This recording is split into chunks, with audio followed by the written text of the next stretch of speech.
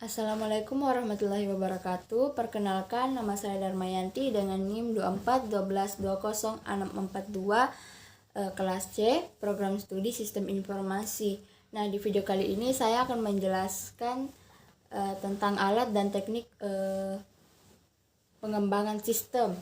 Nah, yang pertama itu saya akan menjelaskan tentang hierarki plus input proses output atau biasa disebut dengan HIPO. Nah, HIPO adalah sebuah metode dan teknik dokumentasi yang digunakan dalam pengembangan sistem informasi. Ia bukan sekedar alat dokumentasi, tetapi juga berperan penting dalam tahap desain sistem. Awalnya dikembangkan oleh IBM sebagai alat untuk mendokumentasikan program, namun kini penerapannya jauh lebih luas. Nah, HIPO menekankan pada representasi sistem berdasarkan hierarki fungsi. Banyaknya sebuah sistem besar dipecah menjadi modul-modul yang lebih kecil.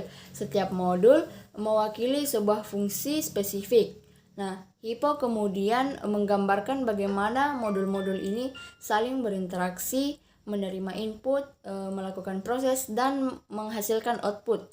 Nah, diagram HIPO biasanya bergerak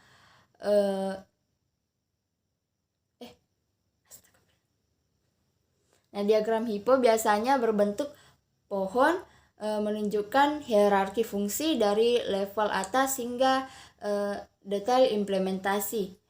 Keunggulannya adalah kita bisa melihat gambaran besar sistem dengan mudah, lalu menelusuri detailnya secara bertahap.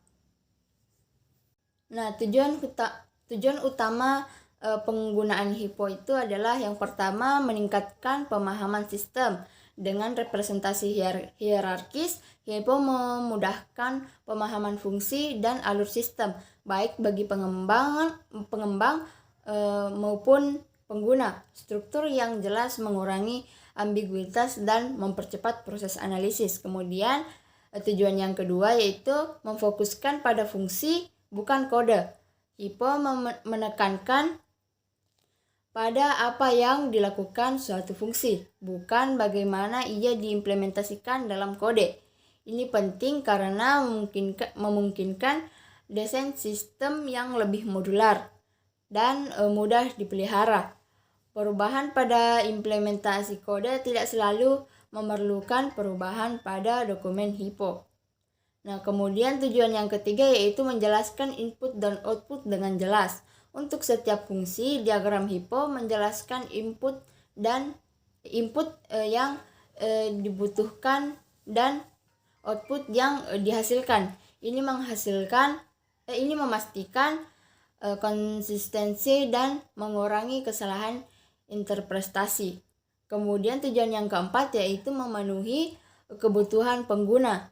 Dengan pemahaman yang jelas tentang fungsi dan alur sistem, HIPO membantu memastikan bahwa sistem yang dikembangkan memenuhi kebutuhan pengguna akhir. Kemudian tujuan yang kelima yaitu memudahkan pemeliharaan dan modifikasi. Dokumentasi HIPO yang terstruktur memudahkan proses pemeliharaan dan modifikasi sistem di masa mendatang. Jika ada perubahan pada sistem, dokumentasi HIPO dapat diperbarui dengan mudah untuk mencerminkan perubahan tersebut. Nah, singkatnya, HIPO adalah alat yang sangat berguna dalam siklus pengembangan sistem informasi karena membantu kita untuk mendesain, mendokumentasikan, dan memahami sistem dengan cara yang lebih terstruktur, jelas, dan mudah dipelihara. Ia menjadi jembatan antara desain tingkat tinggi dan implementasi detail sehingga kolaborasi dan pemahaman antar anggota tim menjadi lebih efektif. Nah, gambar ini merupakan diagram hierarki plus input proses output untuk sistem pemesanan jasa fotografi. Berikut penjelasan detail diagram tersebut. Tingkat tertinggi atau tingkat yang pertama ini menunjukkan sistem secara keseluruhan, yaitu sistem informasi pemesanan jasa fotografi. Ini adalah fungsi utama atau tujuan sistem. Kemudian di tingkat kedua, yaitu sistem dibagi menjadi 4 fungsi utama. Yang pertama ada pendataan pesanan berkaitan dengan pengumpulan dan penyimpanan data pesanan. Kemudian yang kedua, transaksi pesanan meliputi proses transaksi termasuk pembayaran. Kemudian yang ketiga ada pengiriman.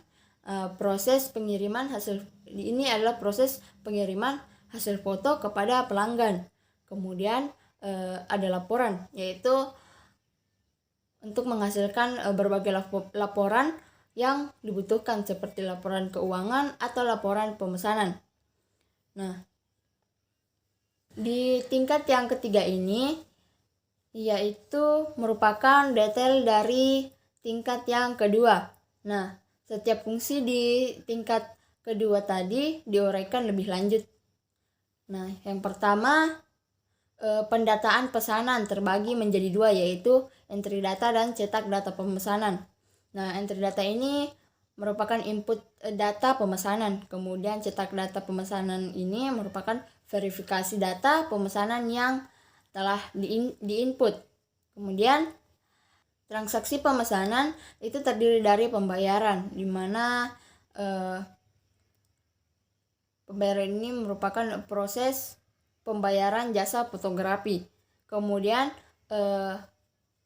ada pengiriman yang meliputi kirim hasil potret dan kirim hasil cetakan. Nah, kirim hasil potret ini merupakan pengiriman hasil foto dalam bentuk digital atau soft copy. Kemudian kirim hasil cetakan itu merupakan pengiriman hasil cetak berupa foto. Nah, kemudian yang terakhir ada laporan, di mana tidak diuraikan lebih lanjut pada diagram ini. Mungkin akan diuraikan pada level selanjutnya jika dibutuhkan.